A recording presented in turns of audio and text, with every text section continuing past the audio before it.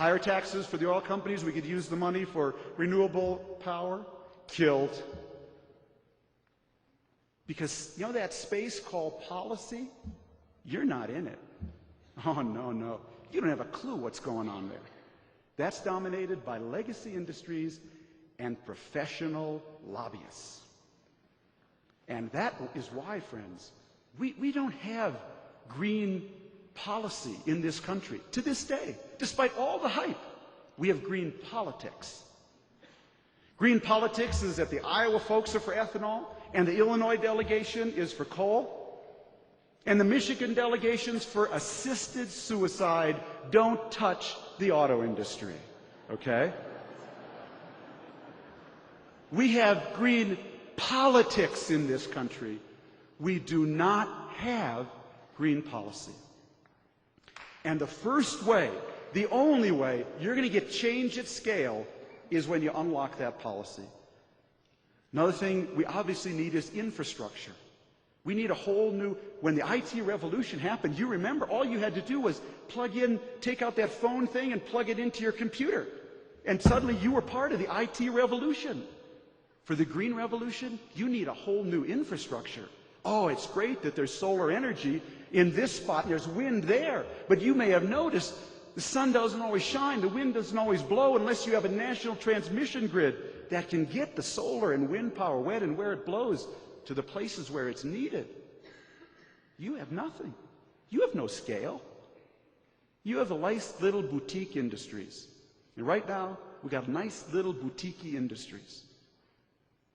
Third thing we need is we need the infrastructure to make every individual not a PC, but what I call a PEC, a personal energy consumer. So everyone knows how much energy they're using. When we get our daughter's cell phone bill, we know every phone call she's made to her boyfriend, every single one, down to the last penny. When we get our energy bill, just one number, I have no idea whether it's my pool, my refrigerator, my toaster, my oven. You get a dumb bill. How can you begin to change at scale unless we are all PEC's personal energy consumers? Ditto for every CEO. Every CEO has to be a chief energy officer. Oh, we went through this during the IT revolution. The CEOs got it during the IT revolution. They said, somebody get me an IT guy. Somebody get me an IT gal, somebody who knows IT. They'll handle it. Then eventually the light went on that IT, information, had to go into everything you did, from human resources to manufacturing to inventory. Same with the E in CEO. Every CEO needs to be thinking about how that E goes into everything he or she manufactures. So those are the kinds of fundamental structural changes we need to get clean power at scale. And unless I'm missing something, none of it's happening. So you'll pardon me. You'll pardon me when I hear people say, we're in the midst of a green revolution. Oh, a green revolution. You ever study a revolution in history? You ever seen a revolution in history where nobody got hurt? That's the green revolution. In the green revolution, nobody gets hurt. We're all winners.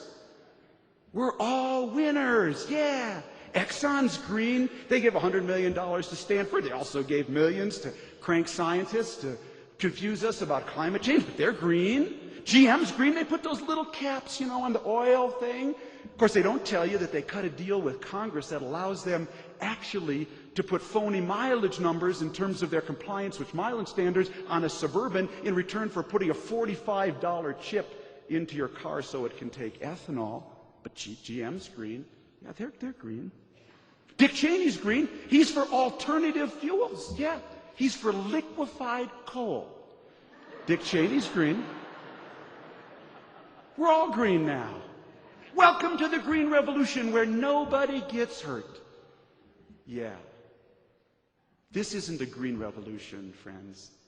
This is a party. We're having a green party. It's a lot of fun.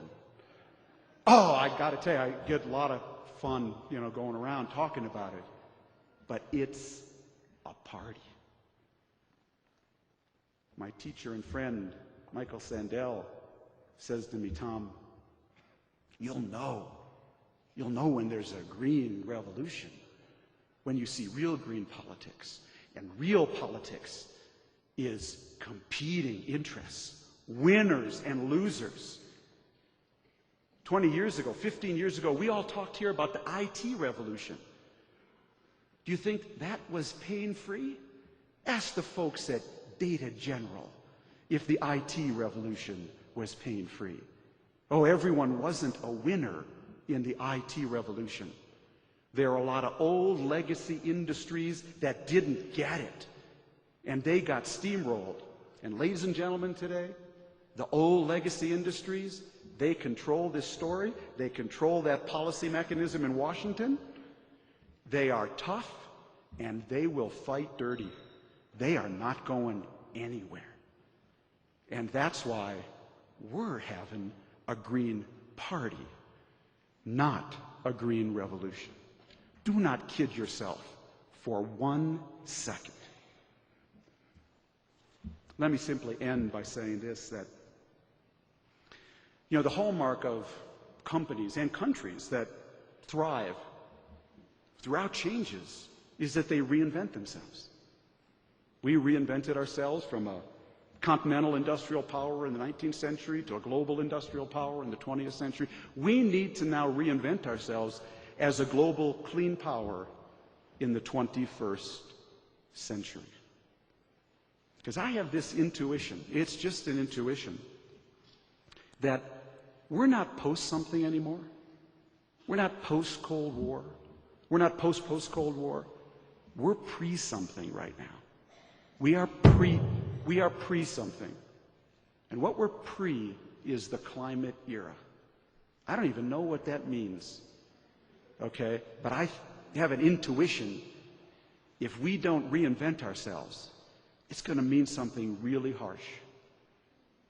That we will not have a free world if over time we don't have a carbon-free world. The choices that our kids will have will be so much more constricted that we will not have a free world if we don't have a carbon-free world. But here's the really hard thing.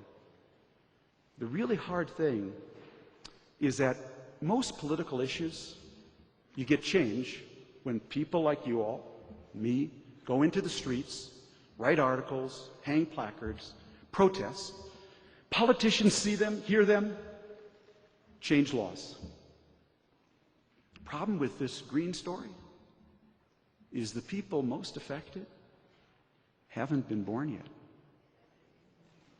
The people most aggrieved, who will be aggrieved, have not been born yet. And that means we have this really unusual challenge of stewardship. We have to act at scale with real sacrifice, real taxes, real things that produce a revolution, not a party. And we have to do it to prevent a gas that you cannot see, smell, or touch on behalf of a generation that has not been born yet. It will be, if we do it, the greatest act of stewardship in our history. Our parents did that for us in World War II. That's why we called them the greatest generation.